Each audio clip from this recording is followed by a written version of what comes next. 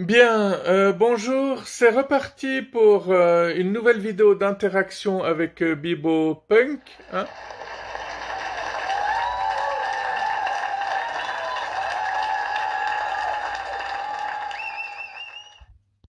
Alors, j'ai vu ton interview en solo, celle où il y avait des voix bizarres qui me posaient des questions. Ouais, ça fait quelques mois déjà. Alors, c'était la première interview que tu n'avais pas faite ici, avec moi. Elle date du dernier jour du mois d'août, c'est-à-dire le 31 août 2023. Est-ce que tu pensais tout ce que tu disais dans cette interview? Bah, en principe, ce que je dis peut dépendre de mon humeur. Alors, rafraîchissons la mémoire des spectateurs. Rappelle-nous pourquoi est-ce que toi, tu détestes les gens? Bah, à une époque, je disais bêtement que j'aime les gens, jusqu'au jour où quelqu'un m'a demandé, mais pourquoi t'aimes les gens au fait? Et là, j'étais incapable de répondre à la question. Et par la suite, j'ai eu de très gros problèmes. Et j'ai très vite vu qui sont les vrais amis, et j'ai surtout vu à quel point les gens te laissent facilement tomber. Donc, les personnes asociales sont pas forcément des mauvaises personnes. Je crois surtout qu'elles sont très intelligentes et qu'elles savent ce que c'est que la trahison. On dit que les choses ne tiennent qu'à un fil, mais même pas en fait. Ça tient à rien, que dalle. Il n'y a absolument aucune base solide dans cette société. On fait que de nous vendre du rêve et les rêves coûtent cher. Est-ce qu'il y a vraiment des bons et des mauvais partout? Non, partout où tu vas, tu sais que tu vas toujours rencontrer des connards. Mais tu sais jamais si tu vas rencontrer des gens bien. Mhm. Développe, précise. Bah, si tu te fais encercler par un groupe de personnes qui veulent te poignarder, te violer, te tuer, si tu arrives à t'en sortir par miracle, tu vas pas commencer à raconter aux gens, ouais, je me suis fait attaquer par tout un groupe de personnes, mais bon, il y a des bons et des mauvais partout. Il y en a certains qui étaient assez cool. Alors, est-ce que tu détestes vraiment la société? C'est ce qu'on pourrait croire, mais en réalité, la société m'exècre beaucoup plus que je ne la déteste.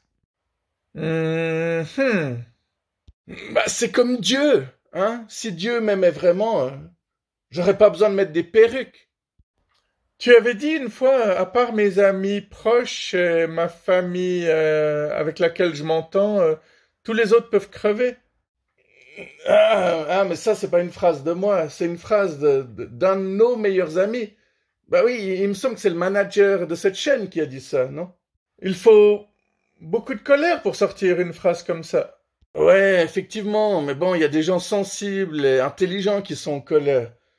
Quand tu vois comment fonctionne le système, tu peux pas ne pas être en colère. Ah oui? Bah, la colère, c'est un bon moteur, hein. Mais pas la haine ni la rage. La colère, si elle est bien dirigée, c'est une sacrée force. On peut pas être d'accord avec tout ce qui arrive, tout ce qui se passe sur cette planète. De plus, être en colère ne signifie pas avoir 24 heures sur 24 envie de péter la gueule à tout le monde, ni de casser des vitres ou des carreaux, hein. Cela t'arrive de repenser à des gens et de repenser au bon vieux temps? Non, en général, quand je repense à des gens, je me dis très souvent qu'ils aillent se faire foutre. Il y a très peu de personnes à qui je repense en me disant «Ah, je me demande ce qui devient. Ah, j'aimerais bien le revoir.» Non, non. Hmm, je vois. Non, mais c'est pas pour rigoler qu'on déteste les gens, hein. C'est un truc très sérieux, hein. C'est donc ça qui te fait péter et chier. Totalement. Que penses-tu des médicaments contre les flatulences? Bah, ça sert complètement à rien. Je suis contre les médicaments et j'adore péter. Est-ce que tu fais beaucoup de cauchemars? Non, je trouve que j'en fais pas assez.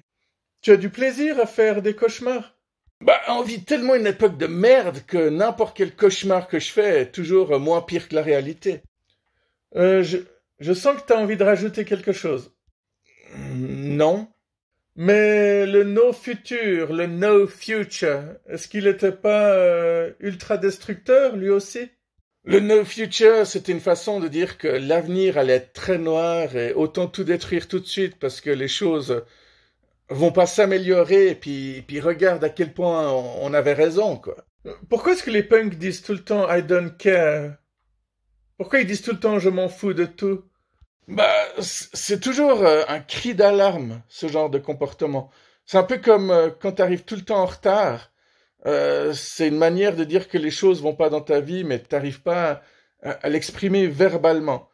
Donc, si beaucoup de punks disaient tout le temps I don't care, je m'en fous, c'est avant tout parce que, comme je disais, ils sont très intelligents, très sensibles et ils s'en foutent justement pas assez des trucs.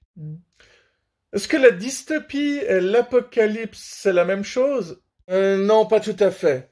La dystopie, c'est un peu comme 1984, Fahrenheit 451, Le meilleur des mondes. C'est ces histoires. Les écrivains qui ont écrit ces histoires, ces livres, ils se disaient, si on continue comme ça sur notre lancée de merde, ben voilà à quoi ressemblera notre monde d'ici 50 ans, d'ici 80 ans, etc. L'apocalypse post-apocalyptique, plutôt comme tu demandes, c'est plutôt des films où il y a eu un gros dégât, une grosse explosion nucléaire, il y a eu un cataclysme, et après tu vois un monde dans le chaos où des gens essayent de survivre, et dans ce monde, les gens essaient de trouver de la nourriture, et forcément ils se battent, gna gna gna. D'ailleurs, nous sommes toujours à la recherche d'un plan routier pour sortir de la dystopie. Le GPS n'a effectivement pas été conçu pour ça. Alors, dernière question, que faudrait-il faire de l'intelligence artificielle? Hmm, la détruire. C'était Bibo Punk, mesdames et messieurs.